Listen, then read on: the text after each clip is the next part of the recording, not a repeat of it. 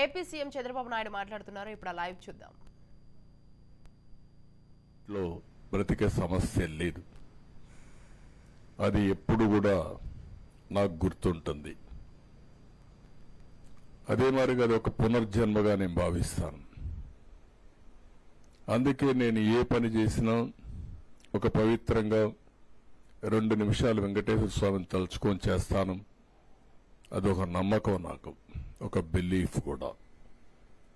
ఇలాంటివి చేసుకుంటూ మనం ముందుకు పోయే ఈ సమయంలో మనం చూస్తే నాకొక్కడికే కాదు, ఇలాంటి అనుబంధం, అనుభూతి కొన్ని కోట్ల మందికి ఉంది. అది వెంకటేశ్వర స్వామి మహత్యం. ఆ మహత్యం లేకపోతే ఇంతమందిని అట్రాక్ట్ చేసే పరిస్థితి కూడా రాదు. నేను ఎప్పుడూ చెప్పేవాడిని, ఎవరైనా పర్వాలే కానీ వెంకటేశ్వర స్వామి ఎప్పుడు కూడా అకౌంట్స్ ఎప్పటికప్పుడే సెటిల్ చేస్తాడని. ఇదే సమయంలో మీరు ఒకసారి చూస్తే రాజశేఖర రెడ్డి గారు ఉన్నప్పుడు 7 కొండల్ని 5 కొండలను అంటేనే, ఒక మాట అంటేనే నేను చాలా ఫైట్ చేశాను. దాన్ని ఫైట్ చేయడమే కాకుండా నేను పాదయాత్రతో 7 కొండలెక్కి మొక్కు తీర్చుకున్నాను. ఎందుకంటే ఒక నమ్మకంతో ఏ పని చేసినా, పోరాటం చేసినా, అవన్నీ చేశాం, ఎన్నో ఆందోళన చేశాం దేవుడి పవిత్రత కాపాడడానికి. మీరందరూ చూసినప్పుడు వెంకటేశ్వర స్వామి అనేది ఒక అద్భుతమే. అక్కడికి పోయినప్పుడు కొండెక్కగానే ఒక గమ్మత్తు, మైమరిచిపోతాం. రెండో తెల్లవారుజామున 3 గంటలకు గాని సుప్రభాత్ దర్శనానికి పోతే వైకుంఠం అనేది ఎవరికి తెలియదు గాని, వైకుంఠం ఈ విధంగా ఉంటుంది, ఇంత ప్రశాంతంగా ఉంటుందని ఆ టైంలో మనకు ఆ స్ఫూర్తినిస్తుంది. అలాంటి ఒక స్ఫూర్తిదాయకమైనటువంటి పవిత్ర క్షేత్రం తిరుమల. అలాంటి పవిత్రమైన క్షేత్రంలో 5 సంవత్సరాలు అపవిత్రమైన కార్యక్రమాలు, రాజకీయాలకు ఒక పునరావాసం, భక్తుల మనోభావాలకి విలువే లేదు. ప్రసాదంలో గాని, నాణ్యతలో గాని ఎక్కడికక్కడ మొత్తం అపవిత్రం చేసే పరిస్థితికి వచ్చారు. ఎన్నోసార్లు భక్తులు ఆందోళన చేశారు. ఎప్పుడు కూడా మీరు గుర్తుపెట్టుకోవాల్సింది, భక్తులందరం కూడా, నేను ఒక భక్తుడిగా చెప్తున్నా, ఒక ముఖ్యమంత్రిగానే కాదు, వెంకటేశ్వర స్వామి ప్రసాదానికి ఒక ప్రత్యేకత ఉంది. ఆ ప్రత్యేకతకు కూడా కారణం 300 సంవత్సరాల నుంచి ఈ వెంకటేశ్వర స్వామి లడ్డు ఒక రెసిపీ, అది తయారు చేసిన విధానం, అందులో వాడే పోషక పదార్థాలు ఏది కూడా ప్యూర్గా ఉంటాయి. ఎక్కడ కూడా నాణ్యత లేని సరుకులు ఎప్పుడూ వాడరు. ఇచ్చేవాళ్లు కూడా ఒక పవిత్రమైన భావంతో సప్లై చేస్తారు. దేవునికి ఇస్తున్నాం కాబట్టి పవిత్రమైన భావంతో సప్లై చేస్తారు.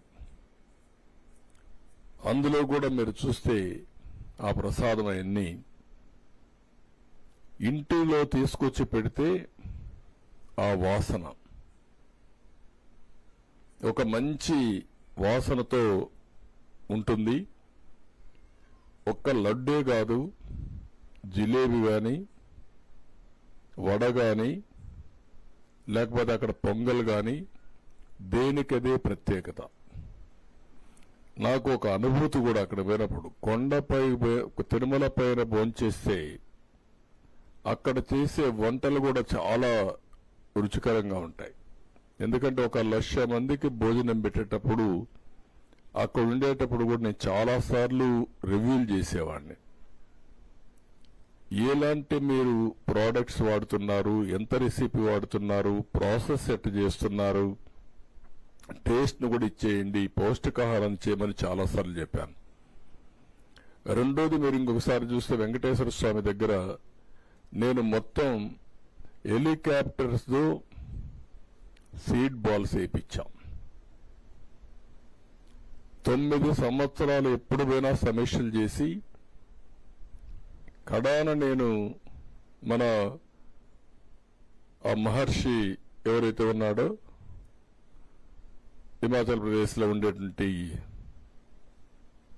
ఆయుర్వేద ప్రోడక్ట్స్ కూడా తయారు చేసి రామ్దేవ్ బాబా ఆయన్ని కూడా తీసుకొచ్చి తిరుపతిలో ఉండే ఆయుర్వేద వెంకటేశ్వర స్వామి ఆయుర్వేదకు దీనికి అనుసంధానం చేసి టెంపుల్ చుట్టూరు అంతా కూడా తిరుమల మొత్తంతా ఒక ఆయుర్వేద ప్లాంట్స్ కూడా పెట్టి ఆల్ మెడిసినల్ ప్లాంట్స్ పెట్టి ప్రమోట్ చేశాం. వాటర్ కన్జర్వేషన్ అన్ని చేశాం. అందుకే ఎప్పుడు కూడా మీరు చూస్తే ఒక పచ్చగా ఎప్పుడు వెంకటేశ్వర స్వామి దగ్గర అంత మునుపు అక్కడక్కడ రాళ్లు కనపడేట్టు కానీ రాళ్లల్లో కూడా చెట్లు పెట్టి ఒక పవిత్రంగా చేసుకున్నాం. ఈ లడ్డు కూడా మీరు చూస్తే చాలా డిమాండ్. వెంకటేశ్వర స్వామి లడ్డుకు చాలా డిమాండ్. 155 గ్రాములు. ఆ తయారీకి 40 గ్రాములు ఆవు నెయ్యి, 40 గ్రాములు శనగపిండ, ఇతర దిగుమతులు కలిసి 70 గ్రాములు మొత్తం ఉపయోగించి ఒక నాణ్యత, సువాసన, అందులో వేసే పదార్థాలన్నీ యూనిక్ గా ఉంటాయి. దీన్ని జియోగ్రాఫికల్ ఇండికేషన్ ట్యాగ్ కూడా రిజిస్ట్రేషన్ చేసి 2009లో పేటెంట్ రైట్ కూడా పొందారు. అంటే వెంకటేశ్వర స్వామి ప్రసాదాన్ని ఎవ్వరూ కూడా కాపీ చేయడానికి వీలు లేదు. చాలా మంది ప్రయత్నం చేశారు, ఎంతో మంది ప్రయత్నం చేశారు, కానీ ఎవ్వరూ దాన్ని యాజ్ ఇట్ ఈజ్ చేయలేకపోయారు. అంటే వెంకటేశ్వర స్వామి మహత్యం ఉంది కాబట్టి అక్కడ తయారు చేసే వాళ్ళందరూ డెడికేషన్తో పనిచేస్తారు కాబట్టి ఇచ్చే దాతలు కూడా with purity of heart A ingredients ఇచ్చినా ఏది సరఫరా చేసినా చేస్తారు కాబట్టి ఆ పవిత్రత వచ్చింది, దానికి ఒక ప్రత్యేకత వచ్చింది. అలాంటి ప్రత్యేకత ఉండే ఈ వెంకటేశ్వర స్వామి దగ్గర వీళ్ళు వస్తారే ఇష్టానుసారంగా చేశారు. ట్రస్ట్ బోర్డుల నియామకం ఒక గ్యాంబ్లింగ్ కింద తయారైంది. చట్టాన్ని ఇష్టప్రకారం మార్చి దగ్గర 50 మంది నామినేషన్లకు ప్రోత్సహించే పరిస్థితి వస్తే కొన్ని హైకోర్టులో స్టేలు వచ్చే పరిస్థితికి వచ్చింది. ఎక్సెఫిషియోస్ కనపన్నుడంతా ఎక్సెఫిషియో, వీళ్ళంతా కొండపై వ్యాపారాలు చేయడం, వెంకటేశ్వర స్వామి టికెట్లు ఇష్ట ప్రకారం అమ్మడం. చాలా మంది చాలాసార్లు ప్రయత్నం చేశాం. మేమైతే ఒకసారి తిరుపతి దాకా వెళ్లి పవన్ కళ్యాణ్ గారు ఫైట్ చేశారు, మేము ఫైట్ చేశాం. తిరుపతికి వెళ్తే మా టీంలో రానికపోతే తిరుపతిలోనే ప్రొటెస్ట్ చేసి అలిపిరి దగ్గరనే ప్రొటెస్ట్ చేసి అరెస్ట్ అయి తిరిగి వచ్చిన సందర్భాలున్నాయి. అదే మరిగా నమ్మకం లేని వాళ్ళందరినీ టెంపుల్లో వేయడం, చైర్మన్ గా అన్య మతస్థులకి ప్రాధాన్యత ఇవ్వడం, అదే మరి నమ్మకం లేని వాళ్ళు పెట్టడం, ఇవన్నీ చేసి వీళ్ళ రాజకీయ ప్రయోజనాల కోసం టీటీడీని ఉపయోగించే పరిస్థితికి వచ్చారు. దీంట్లో మొట్టమొదటిసారిగా మీరు చూస్తే వీళ్ళు వస్తానే టెండర్స్ అన్ని రివర్స్ టెండరింగ్ అని పెట్టి అందులో ఉండే కండిషన్స్ మార్చేశారు. నేను అవి కూడా మీకు సరఫరా చేస్తున్నాను. ఇందులో ఏవైతే వీళ్ళు వచ్చిన తర్వాత ఈ రివర్స్ టెండరింగ్ లో మీరు ఒకసారి చూస్తే మొత్తం క్లాస్ నెంబర్ కండిషన్ నెంబర్ 18లో 3 సంవత్సరాల అనుభవం ఉండాలంటే అట్లీస్ట్ దాన్ని సంవత్సరానికి చేశారు. డైరీ పెట్టిన ఫస్ట్ ఇయర్ లోనే నెయ్యి సరఫరా చేయొచ్చని. రెండోది 4 లక్షల లీటర్ల మిల్క్ ఉత్పత్తి చేయాలని ఉంటే దాన్ని తీసేశారు. అంటే ఎవడైనా సరఫరా చేయొచ్చు, వాడి మిల్క్ లేకపోయినా పర్వాలేదు. ఇంకొక పక్కన 8 టన్నులు మార్కెట్ అతను అమ్మేదానికి అదనంగా ఒక 8 టన్నులు ఫర్ డే ఉత్పత్తి చేసే వాళ్లే పెట్టాలని పెడితే ఆ కండిషన్ కూడా తీసేశారు. ఇంకొక పక్కన మీరు చూస్తే ఏదైతే ఈ 3 years పీరియడ్ నేను ఇంతకుముందు చెప్పింది 12 టన్నులు ఉంటే దాన్ని 8 టన్నులు చేశారు. 3 ఇయర్స్ ఉంటే దాన్ని 1 ఇయర్ చేశారు. ఇంకొక పక్క 250 కోట్లు మినిమం టర్న్ ఓవర్ 3 సంవత్సరాల్లో 1 సంవత్సరం ఉండాలి. అలాంటిది 150 కోట్లు తగ్గించారు. వీళ్ళు కొనే ప్రొక్యూర్మెంటే 200 కోట్లు ఉంటుంది. అలాంటి ప్రొక్యూర్మెంట్ ఉంటే దాన్ని 150 కోట్లకు తగ్గించారు. ఇంకొక పక్క రివర్స్ టెండరింగ్ పెట్టి అక్కడి నుంచి వీళ్ళ ఇష్ట ప్రకారం విన్యాసాలు చేసే పరిస్థితికి వచ్చారు. ఆ రివర్స్ టెండరింగ్ వల్ల ఈరోజు మనం ఒకసారి చూస్తే వీళ్ళు చేసిన పనికి కడాన పెద్ద పెద్ద సంస్థలు రాకుండా పోయే పరిస్థితికి వచ్చాయి. కండిషన్స్ అన్నీ తీసేసి ఫ్లడ్ గేట్స్ ఓపెన్ చేశారు. ఎవరంటే నాసిరకం సప్లయర్స్ కి, అనుభవం లేని వాళ్ళకి, లేకుంటే వాళ్లకు అసలు డైరీ లేని వాళ్ళకి, ప్రాసెస్ లేని వాళ్ళకి అందరినీ ఓపెన్ చేశారు.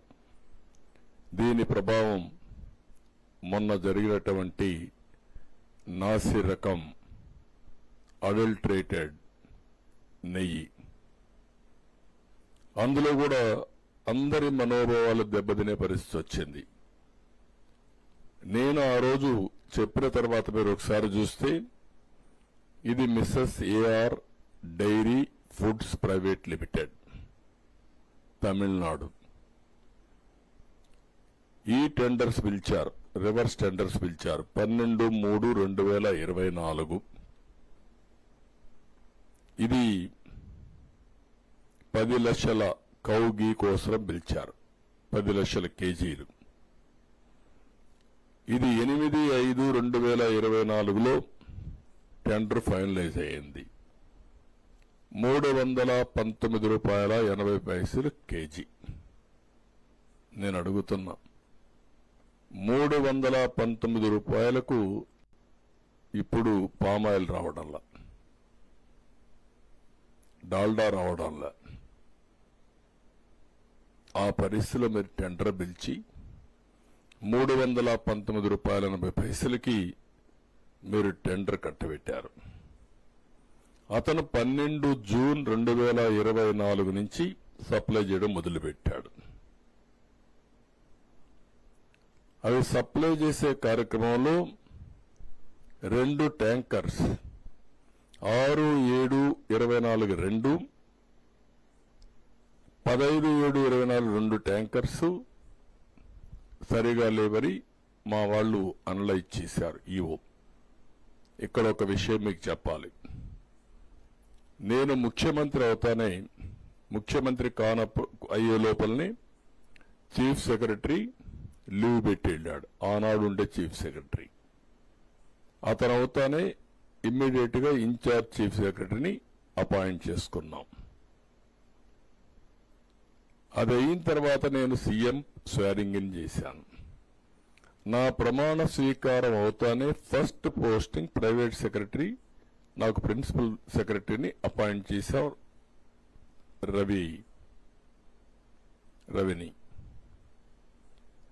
అది అయిన తర్వాత నాకు ఎప్పుడు వెంకటేశ్వర స్వామి పైన ఒక ప్రత్యేకమైన శ్రద్ధ ఉంటుంది. నేను ఏ పోస్టింగ్స్ ఆలోచించలేదు. నేను ఆలోచించి ఉండే వాళ్ళందరిలో ఆలోచించిన తర్వాత ఎవరికి పోస్టింగ్ ఇస్తే ప్రక్షాళన ప్రారంభం అవుతుందని ఆలోచించి ఉండే వాళ్ళల్లో సరైన అభ్యర్థి అని శ్యామలరావు గారిని ఎంపిక చేశాను ఈవోగా. నేను పిలిచి చెప్పాను. అప్పుడు పోర్ట్ఫోలియోస్ కూడా ఇచ్చినట్లేదు. నేను ఒకే మాట చెప్పాను, శ్యామలరావు గారు మీరు తిరుపతికి వెళ్తున్నారు, మీ బాధ్యత ప్రక్షాళన మొదలు పెట్టాలి. తిరుమల తిరుపతి దేవస్థానంలో అపవిత్రమైన కార్యక్రమాలన్నీ జరిగాయి. అవన్నీ ప్రక్షాళన చేసి మళ్లీ పుణ్యక్షేత్రానికి పూర్వ వైభవం తేవడానికి భగవంతుడు నాకు ఒక ఆదేశం ఇచ్చాడు. నాకు ఇచ్చిన ఆదేశాలను మీకు కూడా ఆదేశం ఇస్తున్నా. ఈ పోస్టింగ్స్ మీ పోస్టింగ్స్ ఇచ్చానంటే ఒక ప్రత్యేకత ఉంది. మీరు గుర్తుపెట్టుకొని వెళ్ళండి అని చెప్పి చాలా క్లియర్గా బ్రీఫింగ్ ఇచ్చి పంపించాను. అక్కడి నుంచి నేను ఎప్పటికప్పుడు వింటున్నాను. Day by day improvement start అయింది. నేను కూడా ఏ ఆఫీసర్కైనా కొంత టైం ఇవ్వాలి. అందుకే ఆ టైం ఇచ్చినప్పుడు ఇంప్రూవ్మెంట్ వస్తే, ఇందులో అతను చేసిన పని మీరు చూస్తే, ఎవరైతే సప్లై చేసే వాళ్ళందరూ సబ్ స్టాండర్డ్ సప్లై చేస్తున్నారు. ఆ సబ్ స్టాండర్డ్ సప్లై చేస్తే గట్టిగా పిలిచి అందరికీ వార్నింగ్ ఇచ్చాడు. అప్పటికే క్యాంటీన్కి పోయాడు, భోంచేశాడు, కొన్ని కార్యక్రమాలు చేశాడు. దానివల్ల కొద్దిగా ఇంప్రూవ్ అయింది. నేను కూడా ఆయన స్ట్రెంగ్తన్ చేయడానికి కొంతమంది అధికారులు ఇచ్చాం, అన్నీ చేశాం. ఇది అయిన తర్వాత ఎప్పుడైతే చెప్పినా కూడా వినలేదు. ఇక్కడ కూడా మీకుండే టెస్టులు కూడా అడల్ట్రేషన్కి ఎలాంటి టెస్ట్ టీటీడీ లేదు. ఒక నమ్మకం, ఒక పవిత్రతో ఇంతవరకు జరిగింది. భయము, భక్తి రెండూ ఉన్నాయి. కాబట్టి భయం ఉంది దేవుడంటే అభిమానం, భక్తి ఉంది. కాబట్టి ఎవ్వరు కూడా అక్కడ తప్పుడు పనులు చేయకుండా సిస్టమేటిక్గా చేసుకుంటూ వచ్చారు. అందుకే ఎక్కడ కూడా నాణ్యతా ప్రమాణాలు దెబ్బతినకుండా ముందుకు పోయే పరిస్థితి వచ్చింది. ఈ 5 ఏళ్లలో వచ్చే కొందికి లడ్డంతా కూడా మీరు చూసుంటారు. సెల్ఫ్ లైఫ్ ఎక్కువ ఉండే లడ్డు ఈ మధ్యకాలంలో 3 రోజుల్లో చెడిపోవడం, చెడు వాసన రావడం, అదే మాదిరిగా గుమగుమలాడవలసినటువంటి ఆ లడ్డు ఆ షేపు కూడా కేవలంగా ఏదో పాసిపోయినట్టు లైట్ కలర్లో కనపడడం. నేను పోయినప్పుడు నాకు కొన్ని రోజులు, నేను సీఎం అయినప్పుడు కూడా ముందు సీఎం కంటే ముందు పోతే చాలా కోపం కూడా వచ్చేది. అది తినాలంటే చాలా బాధ వేసేది. ఏంటి ఇవన్నీ మారిగా అయిపోయినాయని. కానీ దిగమింగుకున్నా.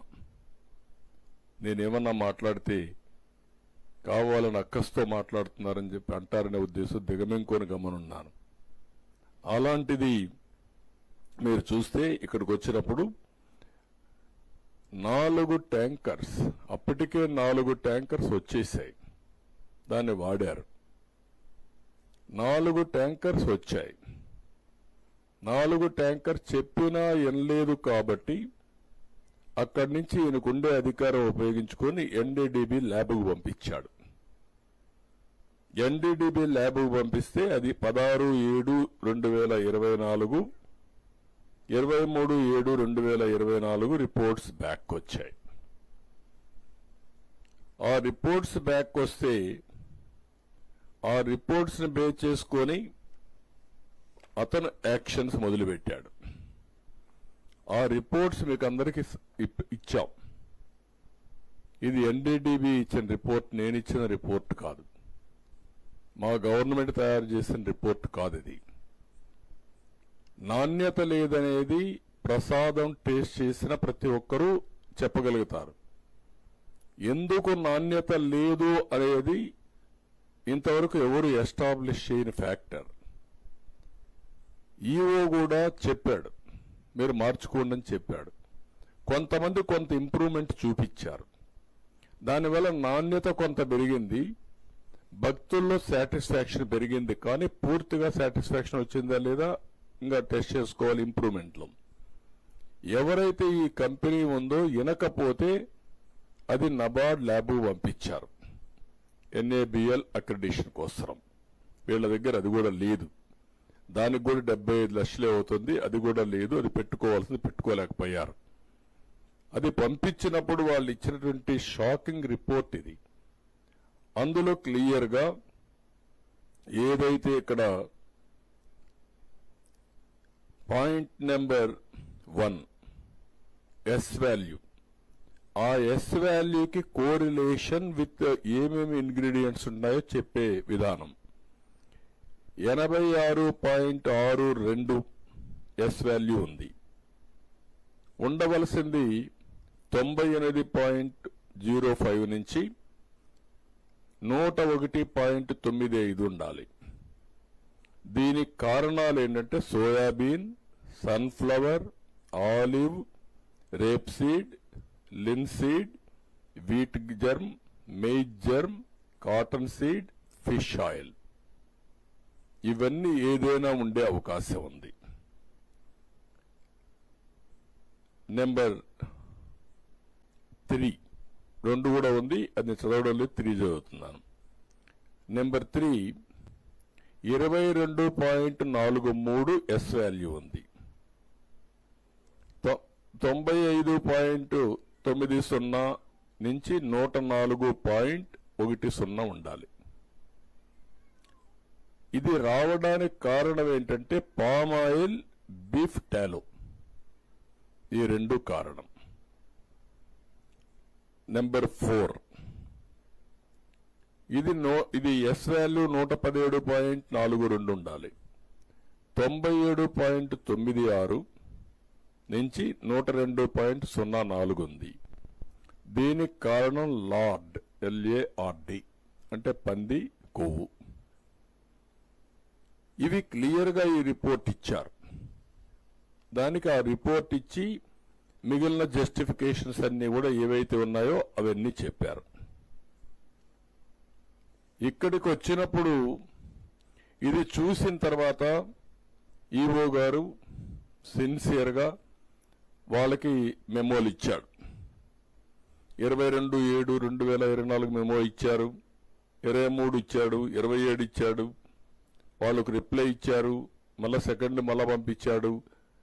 ఇవి సీరియస్ గా అతను చేయాల్సినంత పెనాల్టీ ఒక 5% వేయడం, వాళ్ళని బ్లాక్ లిస్ట్ లో పెట్టడం, ఇవన్నీ చేసి అబ్జెక్షన్స్ అన్ని వాళ్ళు చేసినట్టు కూడా మళ్ళా పంపించి ఆ రిపోర్ట్ పెండింగ్ ఉంది.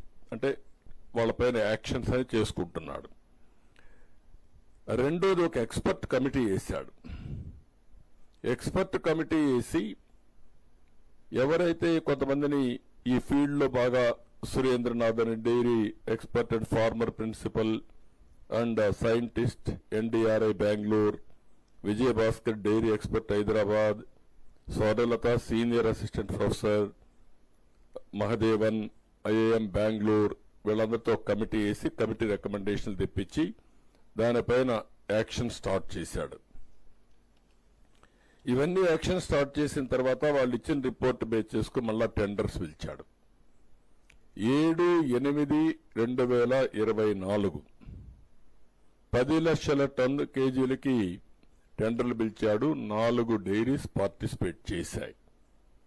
అందులో Mrs alpha milk food private limited, Hathras New Delhi L1, రెండోది MS Karnataka cooperative milk products and federation limited Bengaluru L2. వీళ్ళు 2 కూడా 475.20 కోట్ చేశారు కేజీ. వాళ్లకు 65-35% ఈ వర్కులు అలాట్ చేశాడు. ఇప్పుడు అది ఫోర్స్ లో ఉంది. మళ్లీ ఇప్పుడు ఇంకో టెండర్ పిలిచి 26/9/24కి డేట్ పెట్టి 20 లక్షల కేజీల కోసం 800 కిలోమీటర్ల డిస్టెన్స్ పెట్టి ఒకటి పిలిచారు. అది వర్కౌట్ అవుతా ఉంది. NDDB ముందుకొచ్చారు, ఈ ల్యాబ్ కూడా మేము పెడతామని. ఇది జరిగినటువంటి వాస్తవాలు. ఇక్కడికి వచ్చినప్పుడు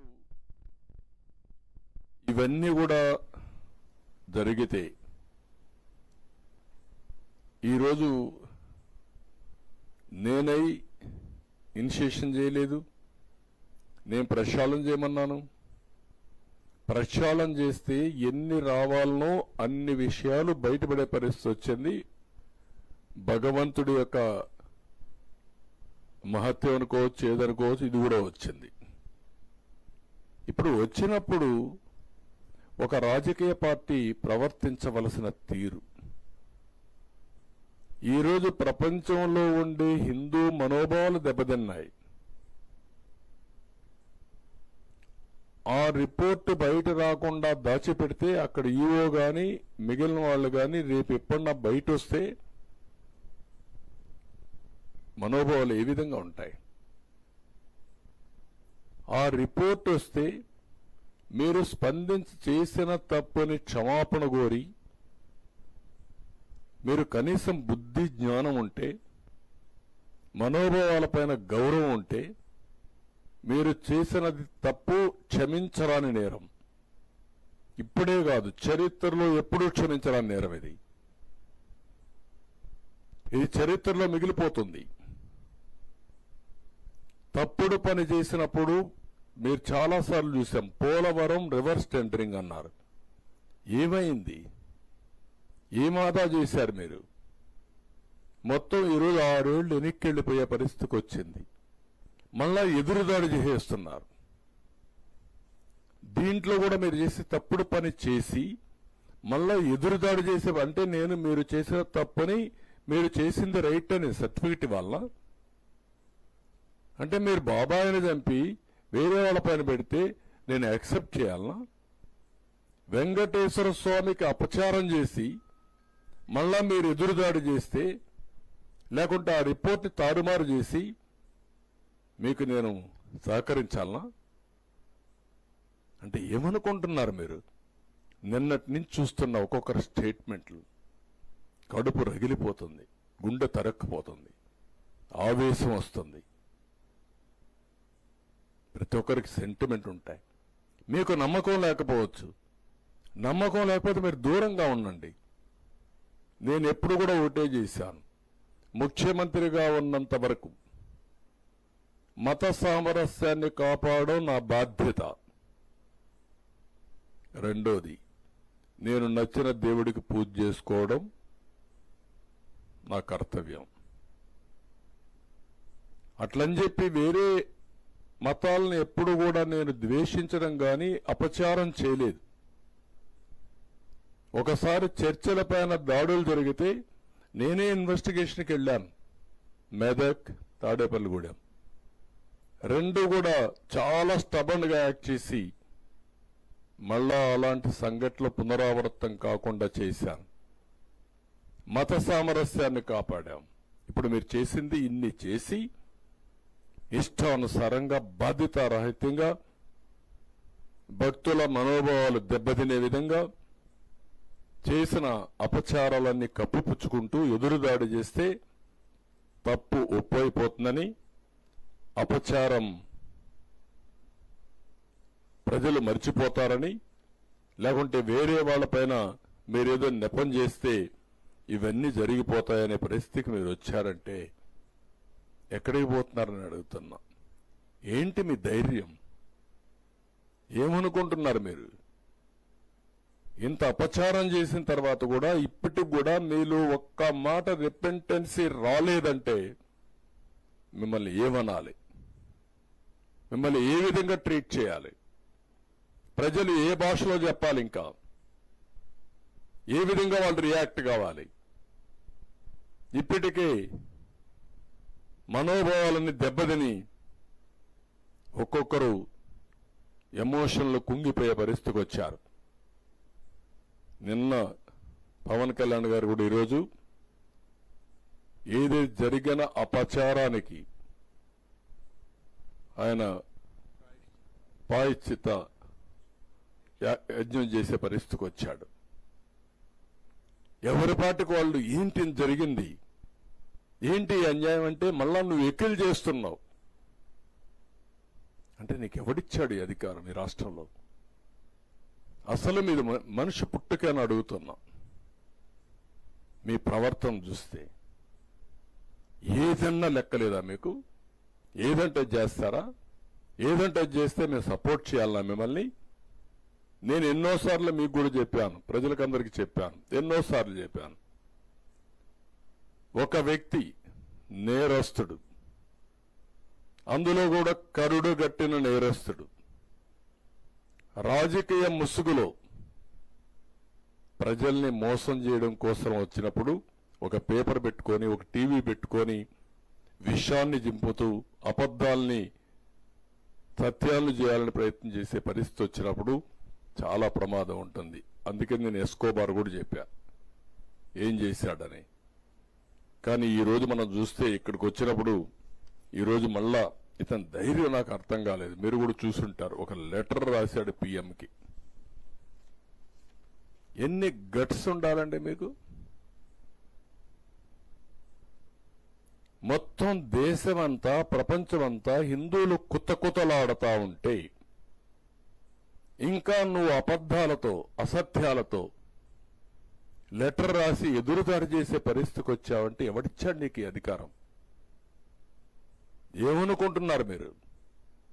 అందుకే ఇక్కడ చూస్తే ఏమంటాడు ఇక్కడ, ఎవడైనా సరే ఒక ముఖ్యమంత్రిగా, the board of trustees consist of strong devotees of eminence from the divorce background and those recommended by union ministers and chief ministers of other states as well.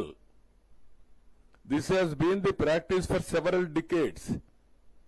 It is noteworthy that some of the current members of the TTD board are also affiliated to the BJP as well. Board members ఏం చేస్తారండి? ఎవరినేసావు నువ్వు ఈవోని? ఏ service అయినా ఎక్కడి నుంచి వచ్చాడు? మీరందరూ ఒకటి గుర్తుపెట్టుకోవాలి, వెంకటేశ్వర స్వామి దగ్గర హిందూ సాంప్రదాయ ప్రకారం ఇంట్లో ఎవరైనా చనిపోతే 1 year వెళ్ళం, అది అపచారం. మా తండ్రి చనిపోయాడు, నేను సీఎంగా ఉన్నా, వెళ్ళలేదు 1 year. నేను బ్రహ్మోత్సవానికి కూడా పోయినట్లేదు ఆ సంవత్సరం. దట్ ఈజ్ మై ఆచారం. కొడుకు చనిపోతే 12వ రోజు వస్తావా నువ్వు? అపవిత్రం కాదా? నీకు కాకపోవచ్చు, దేవునికి. అది ఒక ఆచారం. మీరు ఎప్పుడు కూడా గుర్తుపెట్టుకోవాల్సింది, సోనియా గాంధీ వచ్చి అఫిడవిట్ ఇచ్చారు, నాకు దేవుని పైన నమ్మకం, దర్శనం చేసుకుంటానని. Abdul Kalam president of India ఒక అఫిడవిట్ ఇచ్చాడు, నేను వెంకటేశ్వర స్వామి పైన నమ్మకం ఉంటుంది, నేను దర్శనం చేసుకుంటాను. వాళ్ళకంటే గొప్పోళ్ళ మీరు? ఎందుకు ఇవ్వలేదండి? ప్రతి ఒక్క దేవాలయానికి కొన్ని ఇవి ఉంటాయి, సాంప్రదాయాలు ఉంటాయి, కొన్ని ట్రెడిషన్స్, ఆచారాలు ఉంటాయి. ఒక ఇంట్లో మనం పూజ చేయాలంటే, వెంకటేశ్వర స్వామికి ఇంట్లో పూజ చేయాలంటే సాంప్రదాయ ప్రకారం అన్ని విధాలా ప్రక్షాళన చేసిన తర్వాతనే, పవిత్రంగా అయిన తర్వాతనే చేస్తాం. అలాంటిది వెంకటేశ్వర స్వామి దేవాలయంలో ఇలాంటి అపవిత్రమైన కార్యక్రమాలు ఏంటని నేను అడుగుతున్నా. ఇలాంటి అపవిత్రమైన కార్యక్రమాలు చేసి మళ్ళా ఎదురుదాడి, ఎవరైతే టీటీడీ ఈఓ మాట్లాడుతున్నాడు, ఎక్స్-ఈఓ, టీటీడీ బోర్డు చైర్మన్, ఒక పక్క ఆయన భార్య బైబిల్ పట్టుకొని తిరుగుతూ ఉంటుంది, ఎక్కడ చూసినా ఫోటోలు వస్తున్నాయి. ఈయన మాట్లాడతాడు, మళ్ళీ ఎదురుదాడి చేస్తాడు. నీకు నమ్మకం లేకపోతే రావద్దు, అది వేరే విషయం. నువ్వు లేకపోతే లేరా ఇక్కడ?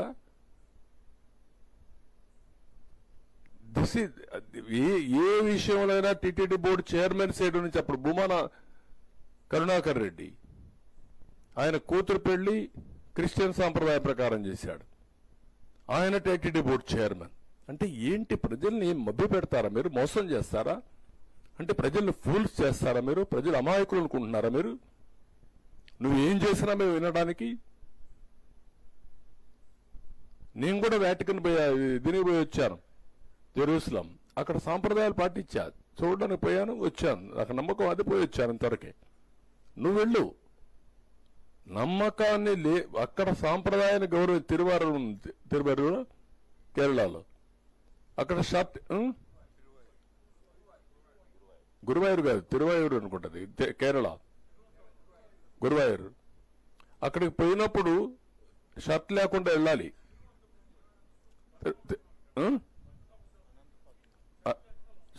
షర్ట్ లేకుండా వెళ్ళాలి, వెళ్తారు. దట్ ఈస్ దట్ సాంప్రదాయం. ఒక్కొక్క టెంపుల్కి ఒక్కొక్క సాంప్రదాయాలు ఉన్నాయి. వెంకటేశ్వర స్వామి దగ్గరికి వస్తే ఒక సాంప్రదాయం, శ్రీశైలం పోతే ఇంకొక సాంప్రదాయం.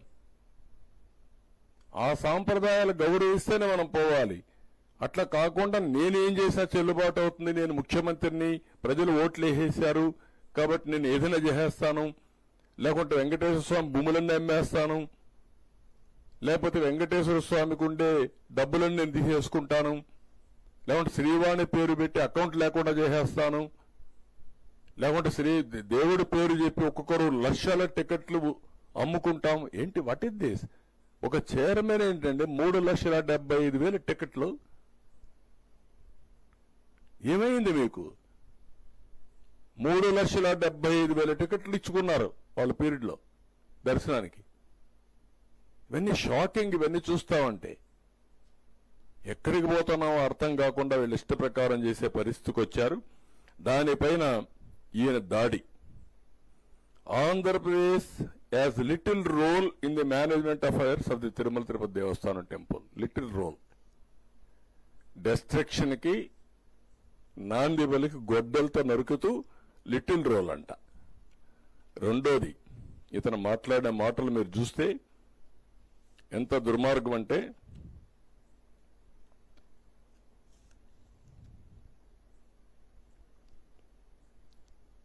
to summarize the process, the tanker containing ghee that reaches the temple should be accompanied by a certification as to the purity of the ghee and quality of the product from agencies that are accredited by the NABL. Further, at the temple, 3 samples are obtained from every tanker, and the same are tested, and only after the 3 samples passes the test would the ghee be allowed to be put to use.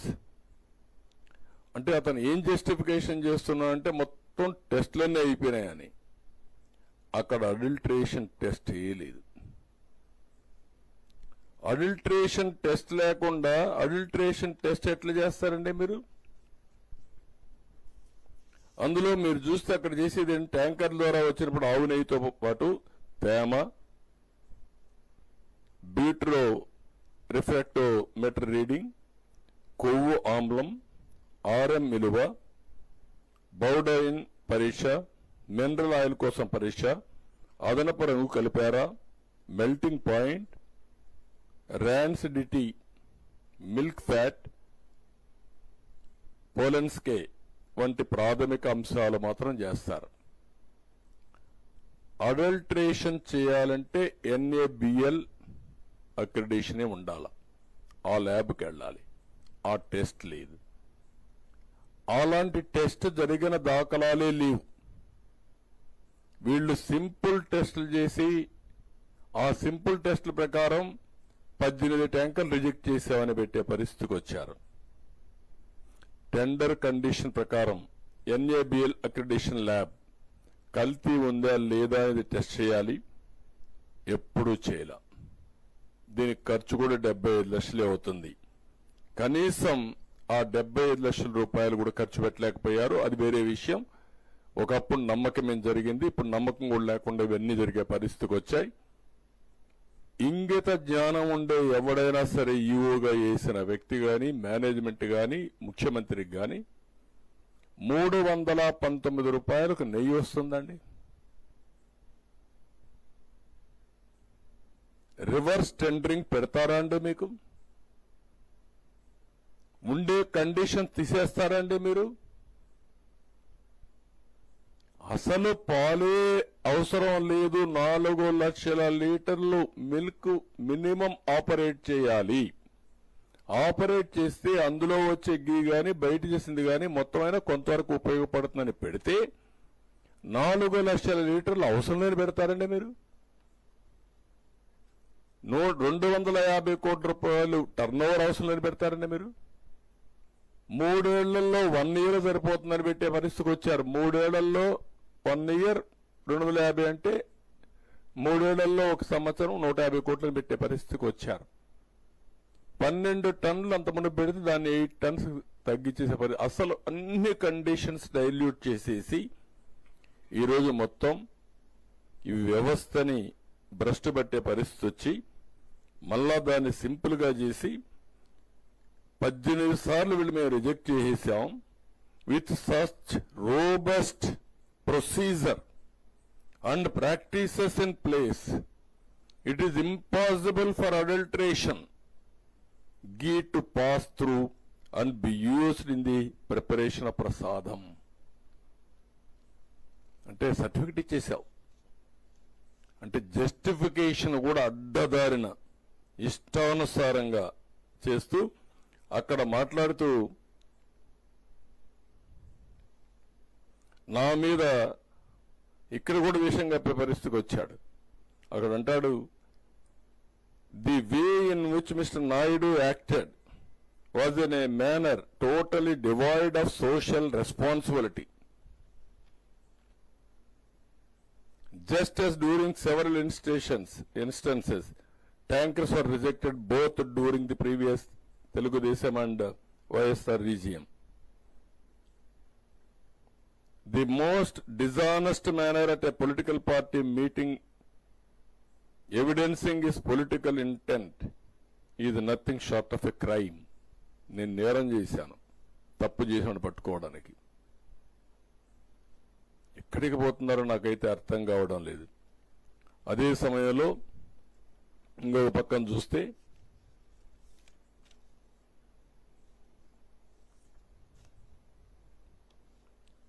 ఇక్కడ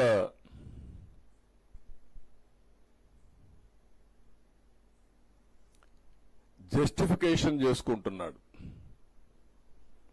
ఆ justification ఈ పేరా అంతా మీరు 5వ పేర చదివితే ఆవు నెయ్యి అంతా కూడా డిఫరెంట్ కౌస్ డిఫరెంట్ ఫ్యాట్ తింటాయి, డిఫరెంట్ గడ్డి తింటుంది, ఒకే కౌ తింటుంది, కాబట్టి వారికి వేరియేషన్ వచ్చేసరికి అవకాశాలు ఉన్నాయి అని మొత్తం మీరు అదంతా చూస్తే వెరీ ఇంట్రెస్టింగ్ గా జస్టిఫికేషన్ చేసుకుంటూ the categories include scenarios such as milk fat being obtained from cows which received an exceptionally high feeding of pure vegetable oils, cotton or palm oils, milk fat obtained from cows that are suffering from energy deficiency, milk fat obtained from cheeses showing increased leopolysis and so forth. Therefore, if any of the above scenarios exist, then the methodology adopted would yield an incorrect and false positive result. Conclusion ఇచ్చేస్తున్నాడు ఇంట్లో కూర్చొని. నేను చేసిందే right కాబట్టి నేను చేశాను, మీరందరూ follow కావాలి. ఎవడు ఏ సైంటిస్ట్ ఇచ్చినా ఏ ల్యాబొరేటరీ ఇచ్చినా దే ఆర్ ఆల్ ఫాల్స్ అని ఇంట్లో కూర్చొని సర్టిఫికెట్ ఇస్తున్నాడు ఆయన. దానిపైన no responsible individual should make such shocking accusations having the potential to seriously besmirch the integrity and sanctity of a world-renowned organization such as the TTD and hurt the sentiments of crores of people on the basis of an inconclusive finding, let alone a politician like Mr. Chandrababu Naidu. అంటే what are you talking? నువ్వేమి చేసినా ఎంత అపవిత్రం చేసినా ప్రజలు అందుకే shocking treatment ఇచ్చారు. ఇలాంటి తెలుసుంటే అది కూడా వచ్చేది కాదు. సంఘ బహిష్కరణ చేసేవాళ్ళు, రాష్ట్ర బహిష్కరణకి ఎలిజిబుల్ అయిన వ్యక్తులు వీళ్ళు. ఈ లెటర్లో మీరు ఒకసారి చూస్తే ఎంత అబద్ధాలు రాసేస్తున్నా అంటే 15,000 కేజీల నెయ్యి తయారీకి 3,75,000 లీటర్ల పాలు అవసరం అవుతాయండి. వీటి నుంచి నెయ్యిని సేకరించాలి. దీనికి 37,000 ఆవులకు మంచి గడ్డి దాణా ఇవ్వలేదని సర్టిఫికేషన్ ఇస్తున్నాడు. 1-2 కాదు, 37,000 అటు గడ్డి పెట్టలేదు వాళ్ళు.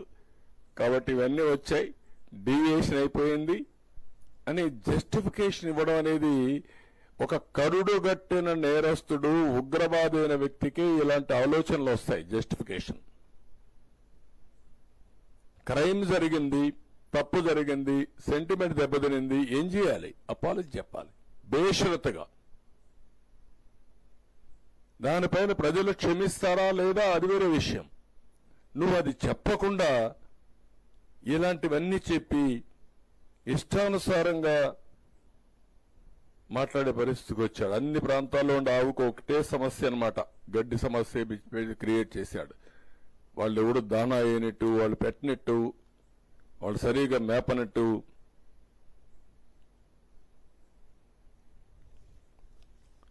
ఇది కాకుండా ఇంకొక పక్కన మనం చూస్తా ఉంటే ఇవన్నీ